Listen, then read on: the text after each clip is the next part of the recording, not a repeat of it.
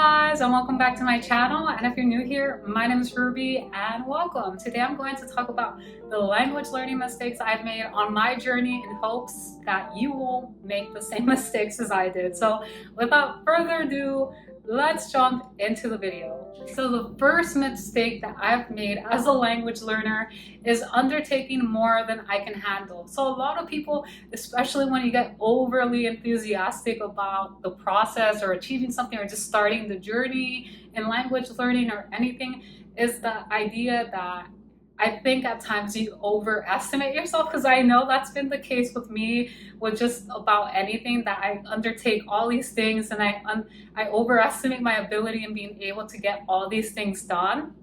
And that's been the same case for me with language learning, where I'll pick all these languages and I'm like, oh, I'm going to learn this. Yeah, I can totally do this. I'm going to schedule like this, like this, like this, like this.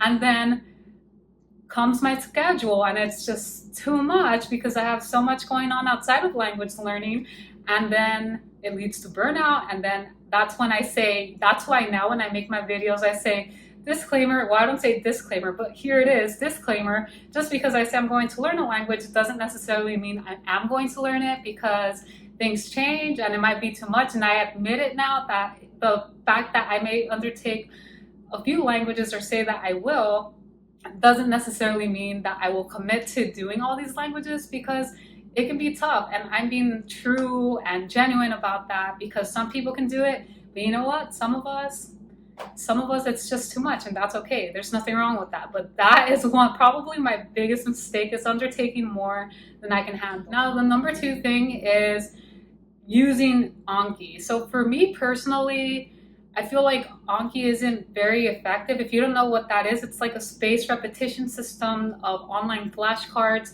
And I've used that with German in particular. And it's funny because I took a break from using that for maybe a month.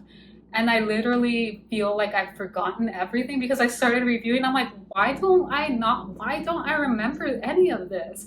So for me, I feel like Anki isn't as effective, and I feel like relying mostly on that when it comes to vocabulary isn't great. So what I would suggest now, because I'm learning through experience, is reading or journaling and using these words in context, or reading these types of words in context, because repetition is what really helps you internalize what you're learning. And relying mostly on just Anki, at least for me, that was not really the smartest move. So yeah, I'm still experimenting with German, because that one is a bit tricky. And that leads me to my third mistake, not having a good enough reason to learn a language. So when it comes to like choosing a language to learn, I feel that it's definitely important to have reasons that give you a big important why, because your why is what's going to pretty much get you through those moments when you don't feel like learning a language. And I feel like, in particular with German, I mostly did it because I was, one, inspired by an instructor that I was working with at the university where I did my music degree. And the other thing is because of classical music, which is nice. You know, it certainly has helped me with understanding text and as a performer. But I feel like that's kind of where my love-hate relationship has come with the language, is because even though these are good reasons, I never personally felt like an affinity to the German language. I never really felt inspired or called to learn it just because. And that's been tricky, because during those moments when I have not wanted to learn a language, it's been hard to get myself to do it. But fortunately enough, my reasons, I guess, are big enough, because that's what has kept me going. But still, I notice now, especially, I kind of have been taking a step back, just because I don't really feel much of that desire. But I'm still doing my best, and whether or not I will keep up with it, I don't know. But right now I am doing my best to. But yeah, not having a big enough why, and then feeling like you have to keep on going because you've gone this far already, and it would be a waste. But you know, that sometimes that's part of the journey. It's not a waste. Like, obviously you invested a lot of time and it served you, so it's not a waste of time. But number three, yeah, that would be number three. Now, number four, this leads me to number four, underestimating a language. So when I started German, I thought, oh yeah, this is gonna be easy. It's gonna be like French. Like I learned French so easily. Like I've done this. I can totally do this. And no. So it's been completely different in comparison to when I started French and just my process with learning the French language. And yes, I can definitely affirm that I speak Spanish. I grew up speaking Spanish, and that for sure helped me with being able to learn French, I feel, and I believe at a quicker rate than someone who probably wouldn't have any knowledge in a romantic language. And I speak English, so it should help me with German too, right? But German is one of those languages that it's definitely one of those languages that was a challenge for me. And in some ways, it still is with the grammar and all that.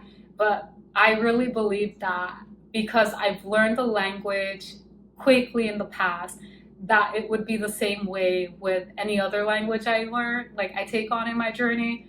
Not at all the case. So that has been a big mistake thinking that it would be the same.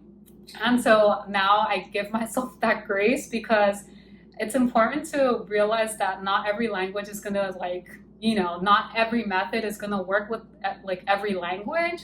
And even if it does, you're not gonna get the same result as quickly as another language you've already learned. So it's possible you may get it quicker or it may take longer, but definitely it's going to take some time, right? And so that was my mistake, is underestimating the level of difficulty of a language. Now, I would say the last mistake that I can think of, because I actually did think about this, I made a list and I could only think of 5. So we're just going to keep it at 5. And if you have any more, please add it in the comments below. I'd love to hear what kind of mistakes you've made. I'm sure I've made them too, but they just haven't come up to my mind right now.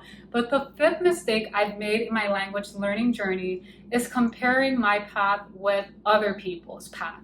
So big mistake, because first of all, your chapter, like you may be comparing your chapter 1 to someone else's chapter 30, right? And the thing is, everyone learns differently, and you don't know how like people are going about their own language learning. Like maybe you just have 1 hour each day to dedicate to language learning, and this other person maybe has 3 hours, and they do it because they're just that committed. And so you can't really compare, or you shouldn't compare your journey to someone else's. Just because someone is younger and they can speak like 5, 10, 15 languages doesn't mean that you're incompetent. It just means that 1, they started a lot younger, and 2, they probably have more time because they have school, and most of the times that's it. And you're an adult, you might have school and work, or a full-time job and a family and kids. There's just a lot of factors, right?